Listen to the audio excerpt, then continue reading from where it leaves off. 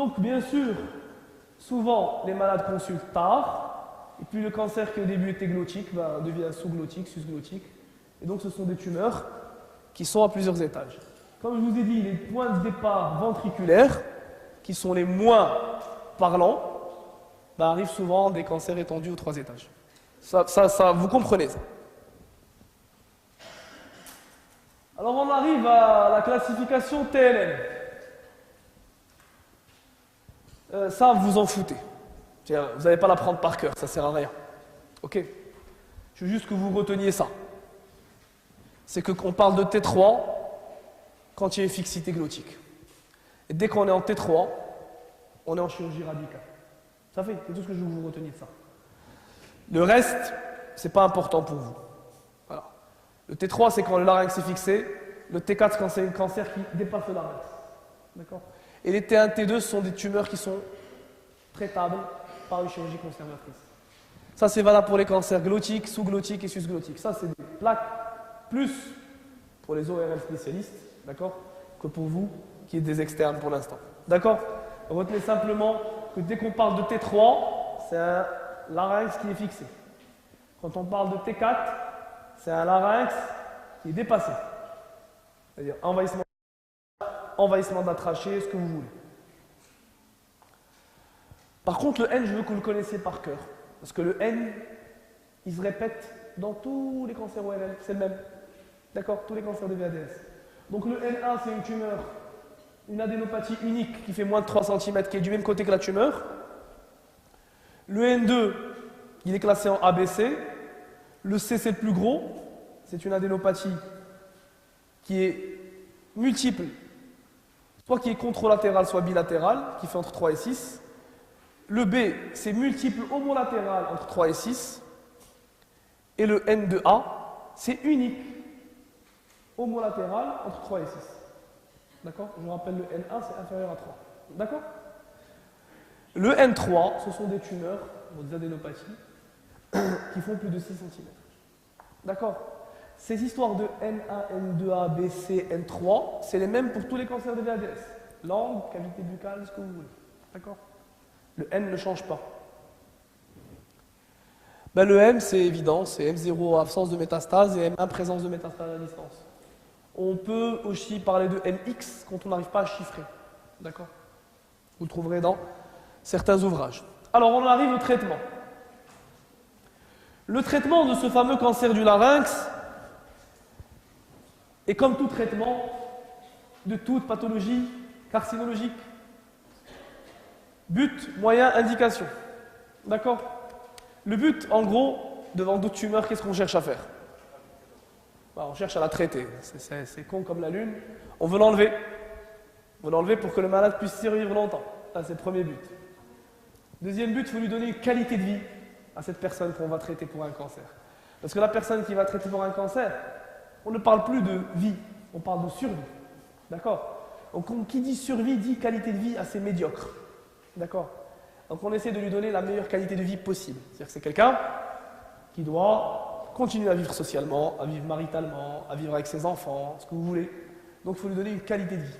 Et cette qualité de vie, elle est rendue possible par des moyens de réhabilitation. D'accord?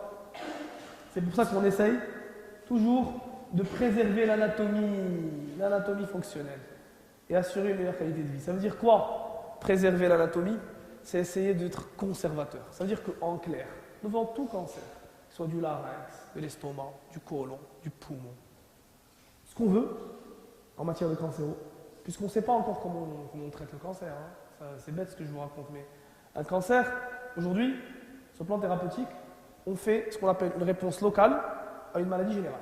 C'est-à-dire on vous coupe la langue, on vous coupe le côlon, on vous coupe le poumon, on vous coupe ce que vous voulez. Mais sur le plan stratégie thérapeutique, le cancer ne sera traité, on ne saura le traiter quand on aura une vraie thérapie génique. Ça, vous l'avez compris. Donc, et ça va arriver un jour. Ça va arriver un jour où on aura compris exactement le mécanisme moléculaire, ce que vous voulez. Hein, d'accord? C'est pas trop mon rayon. Mais une fois qu'on aura compris ça, on saura traiter correctement. Pour l'instant, on fait des traitements locaux et à distance, mais relativement destructeurs, entre guillemets. Vous voyez ce que je veux dire? C'est-à-dire que quand on arrache un organe, ou là qu'on bombarde un malade de rayons, ou de molécules de chimiothérapie, on fait des dégâts. Okay, parce qu'on a des effets secondaires. La radiothérapie, c'est pas anodin. La chimiothérapie, c'est pas anodin. D'accord? Et la chirurgie non plus, c'est pas anodin. Okay. Donc, le but, c'est de leur donner une qualité de vie. Donc, le but devant tout cancer, c'est quoi? C'est d'aller, encore une fois, sortir de cette salle en vous disant une dysphonie chronique qui a plus de 3 semaines doit faire l'objet d'un examen clinique endoscopique, de le dépister tôt. De le dépister tôt. Dès que vous l'avez dépisté tôt, vous le traitez tôt, vous conservez la fonction et vous améliorez la survie. Ok? Par contre, vous arrivez tard, vous lui arrachez la gueule, vous le traitez mal, il meurt vite. Ça, c'est le problème du cancer. Et quand vous arrivez encore plus tôt, c'est quoi arriver plus tôt encore en matière de cancérologie? C'est faire ce qu'on appelle la prévention. Faire la prévention, c'est traquer les lésions précancéreuses. Et des fois, les cancers sont tellement fréquents qu'on va les chercher même s'ils n'existent pas. Par exemple, le cancer du sein chez la femme, on fait des mammographies, on fait des frottis cervicaux, etc. Parce qu'on se dit qu'il vaut mieux dépister, faire un dépistage de masse. D'accord? Chez les gens, pour les cancers de VADS, c'est tous les gens qui sont sujets à risque. Un tabagique, un alcoolique, s'il est un peu cortiqué, il faut qu'il consulte régulièrement pour avoir des examens endoscopiques réguliers pour dépister les cancers qui sont dus à ces facteurs de risque. Ok, vous avez compris ça? Donc c'est très important de connaître ces buts. Alors les moyens, comme je vous dis tout à l'heure, en matière de chirurgie, on est toujours chirurgie sur plusieurs choses. On enlève un organe, on a une partie d'un organe, on reconstruit ce qu'on peut reconstruire. Par exemple, dans le cadre d'une laryngectomie partielle, on fait ce qu'on appelle une pexie, c'est-à-dire on va enlever, par exemple, le plan glottique et on fait ce qu'on appelle une CHEP, une crico-io-épiglottopexie, c'est-à-dire qu'on va amarrer ces cartilages entre eux. C'est des montages chirurgicaux dont vous n'en avez rien à faire parce que c'est des procédés de spécialistes. Mais rappelez-vous toujours, on coupe, on reconstruit et on traite les ganglions. Ça, c'est un principe général dans toute la chirurgie carcinologique. D'accord? Alors la chirurgie, ce que vous devez savoir, c'est que la chirurgie la plus radicale, la sanction chirurgicale la plus méchante, c'est ce qu'on appelle la laryngectomie totale. La laryngectomie totale, c'est d'enlever tout le larynx. Et, comme on a enlevé tout le larynx, qu'est-ce qu'on fait pour court-circuiter ça? Voilà. On fait même un peu plus qu'une trachéotomie. On fait ce qu'on appelle une trachéostomie. Ça veut dire qu'on va amarrer la trachée à la peau. Parce que sinon, le patient ne peut plus respirer. Et puis, si jamais on ne fait pas ça, quand il va manger, hop, comme il n'y a plus de larynx, il n'y a plus d'épiglotte, il n'y a plus de plan glottique, tout va passer dans la voie aérienne. C'est pas possible. C'est l'inhalation, c'est la mort. Ok? Donc, on court-circuite les voies aériennes par la trachéostomie, et on suture le pharynx. Et le patient peut s'alimenter par sa bouche. Donc, il mange, mais il respire par la trachée, et non plus par les voies naturelles. Donc ça n'arrive que chez les patients qui arrivent en retard. C'est-à-dire des patients qui arrivent avec une tumeur qui envahit la sous-glotte, des patients qui arrivent avec un T3, c'est-à-dire un hémilarynx qui est fixé, et des patients qui arrivent avec un envahissement majeur de la loge HTE et de l'espace paraglottique. Ce sont les 4 indications de la laryngectomie totale. Ça, pour moi, ce n'est pas l'affaire du généraliste. Il faut simplement retenir qu'il y a certains cas de figure où la laryngectomie totale ne peut être évitée. D'accord? Et c'est pour les tumeurs évoluées. C'est tout ce que je veux que vous reteniez ici. C'est bon? C'est comme quand on vous a parlé du cancer du rectum, il y avait ce qu'on appelle l'amputation abdominopérinéale, d'accord? Et la résection antérieure du rectum. Ce sont 2 techniques chirurgicales qui s'adressent à 2 types de tumeurs différentes. Les tumeurs du bas rectum, du très bas rectum, c'est l'amputation, c'est-à-dire la stomie définitive. Et les tumeurs qui sont plus hautes peuvent être traitées par un traitement conservateur. D'accord? Ben, c'est le même principe ici. C'est juste que vous vous rappeliez que les tumeurs envahissantes qui sont de T3 fort, ce sont des tumeurs qui vont nécessiter une sanction chirurgicale radicale qui est la laryngectomie totale. D'accord? Alors sachez pour votre culture générale qu'il y a plusieurs types de laryngectomie partielle. Laryngectomie partielle, ça veut dire que c'est des chirurgies qui vont enlever une partie du larynx et conserver une autre partie. Il y a ce qu'on appelle la chirurgie horizontale, supraglottique, qui enlève la partie de la susglotte. On a ce qu'on appelle la chirurgie verticale du plan glottique, d'accord? Et on a ce qu'on appelle la chirurgie endoscopique. La chirurgie endoscopique, c'est une chirurgie par voie naturelle, au moment de la laryngoscopie directe, qui va consister en une exérèse. Voilà. Et vous allez ici, avec le laser, et vous coupez, comme ça, le plan glottique. Ça s'adresse à certains types de tumeurs. Ce sont des tumeurs qui ne sont pas envahissantes, c'est-à-dire c'est des tumeurs qui n'envahissent pas justement ici la commissure, ce sont des tumeurs du tiers moyen en général de la corde vocale. Donc on arrive à couper de part en part avec le laser, et ce sont des tumeurs qui ne sont pas très envahissantes sur le plan profondeur. Parce que l'envahissement que vous voyez deux choses. Vous voyez l'envahissement ici, ici, et vous voyez aussi l'envahissement, ce qu'on appelle le ligament vocal, la muqueuse vocale, et ce qu'on appelle le muscle vocal. Donc il y a plusieurs compartiments, d'accord?